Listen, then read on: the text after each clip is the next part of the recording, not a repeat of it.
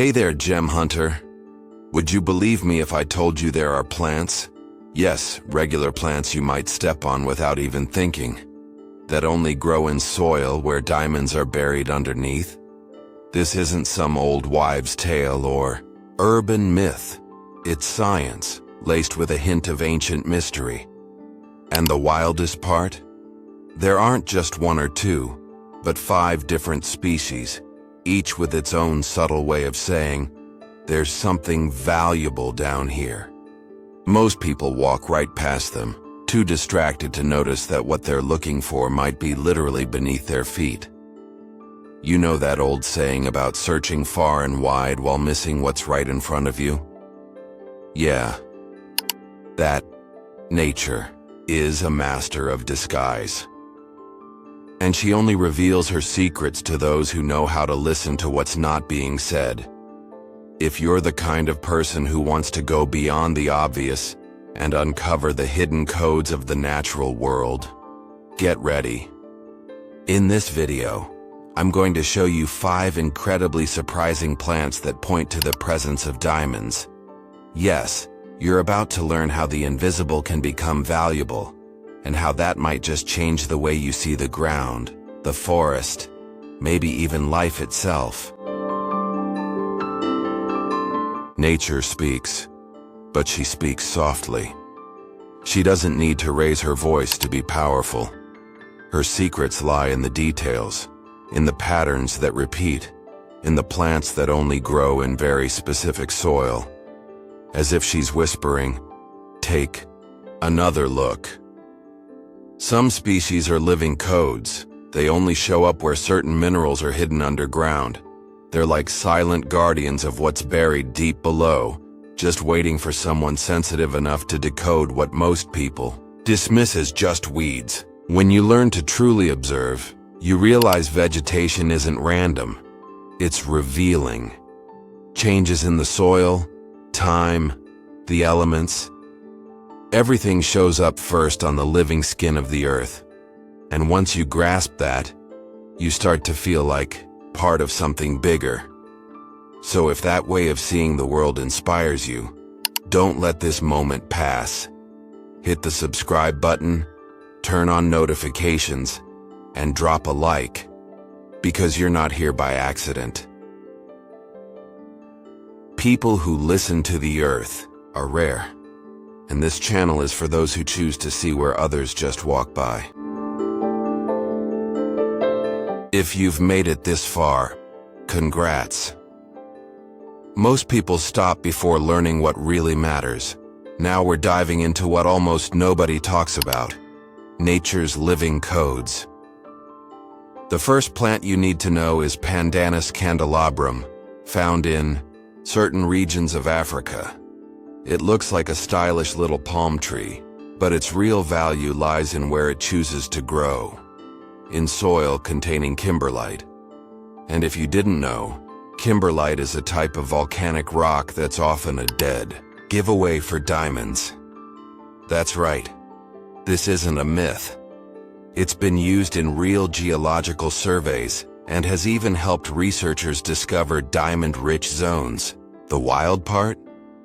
Even in places where no one expected to find diamonds, the presence of this plant changed everything. It pointed to something invisible, and those who noticed ended up harvesting what was hidden. Literally. No wonder it's called the Diamond Sentinel.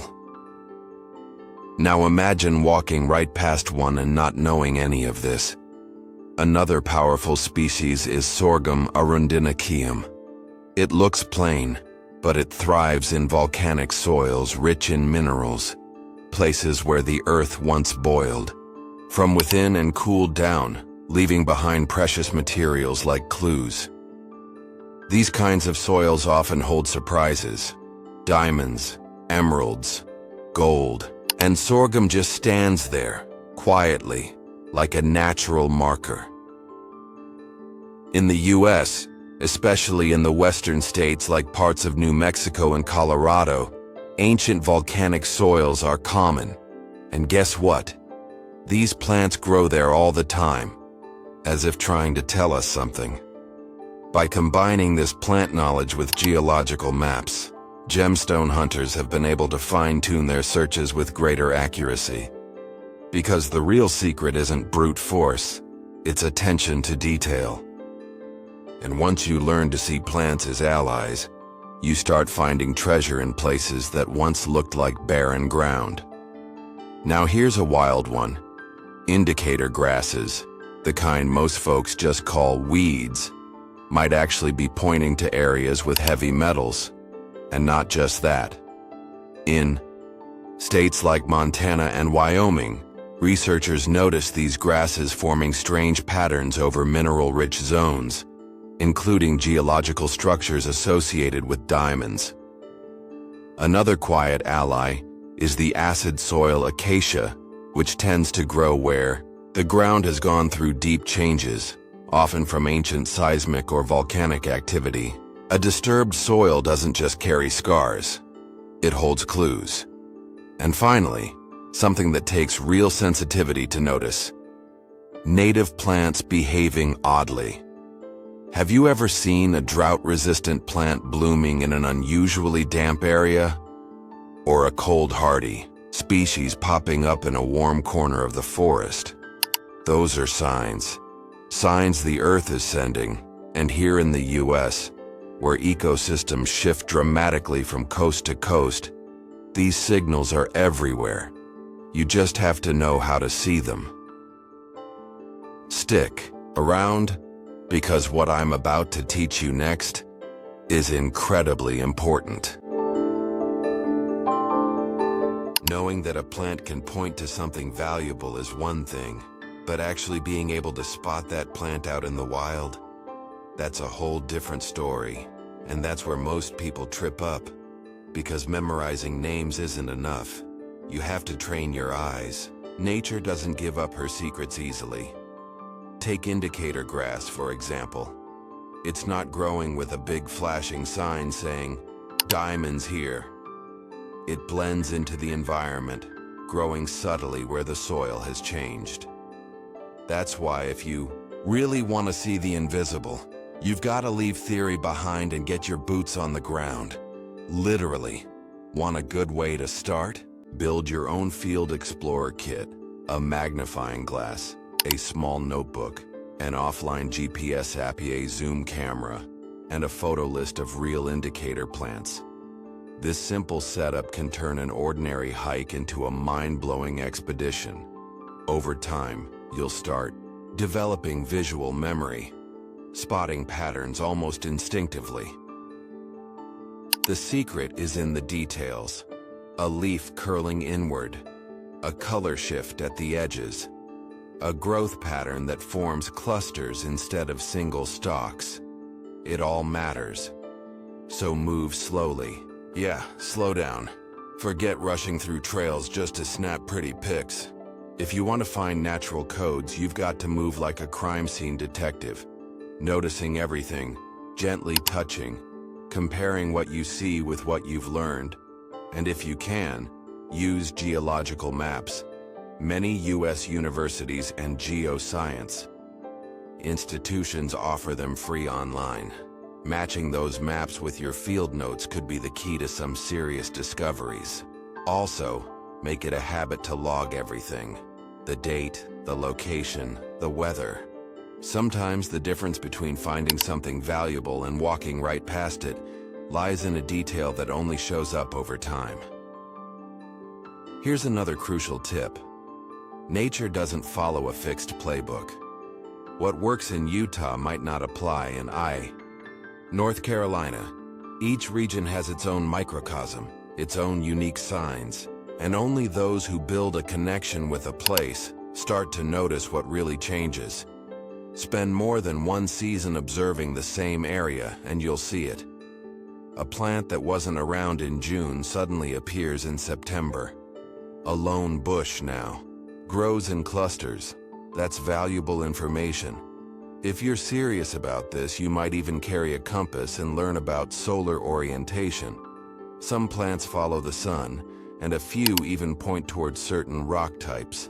And of course, practice, practice, practice. Hike in lesser-known regions. Study your local ecosystems. Talk to botanists or regional guides. Intuition in this game is trained, and the more you allow yourself to really observe, the more nature starts talking directly to you. Have you tried any of these plant spotting techniques before? Drop a comment below. I'd love to hear your stories. A lot of people hear stories like this and think, yeah, but those plants only grow in Africa. Or, that only works in specific volcanic zones. That's a huge misconception. The beauty of this knowledge lies in its adaptability. The principle behind it is universal. When the soil changes, the vegetation responds. Period. Here in the US, there are plenty of untapped regions, especially in rural areas, where time seems to move slower and the land keeps whispering its ancient stories. Places like Alaska, rural California, central northern Texas, and parts of Nevada all have soils showing signs of geological shifts and mineral presence. It's no coincidence that these places have long drawn the attention of gemstone hunters. But while some rely on heavy machinery and risky bets, others, more observant, learn to listen to the Earth's whispers through the language of plants. It's cheaper, more intuitive, and often more effective. Take Arizona, for example. Some native plants there clearly indicate areas rich in copper and gold. Makes you wonder, what else might be hidden there? In Oregon, certain geological formations attract clusters of lichens and ferns that only grow where semi-precious stones are concentrated. These might not be the exact same species we talked about earlier, but the principle still holds. They feel the soil, and don't be fooled. This applies even in less obvious places. An oddly open clearing, a stretch of trees growing at strange angles, a field where just one species takes over the whole space. These are clues, and those who learn to compare regions, build their own symbolic maps, and observe how vegetation speaks in different parts of the country, they start developing a rare kind of awareness, almost like a sixth sense, except it's trained through technique and patience. And here's the thing. This knowledge isn't just for people hunting diamonds. It changes the way you see everything.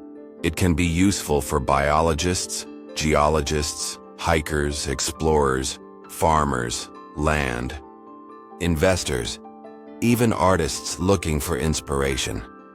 Because once you understand that the environment is constantly communicating, something shifts inside you too. Nature becomes your ally, your mentor, your travel companion. And that has no borders. In every state, from South Dakota to Florida, there are signs just waiting to be noticed. And the more you apply what you've learned to new places, the deeper your reading of the world becomes. It's like learning a new language and then traveling. Each place teaches you something new, and after that, you'll never look at a field, a forest, or a rocky hillside the same way again. You'll see, you'll feel, and then naturally, you'll start to find what no one else even knew was there.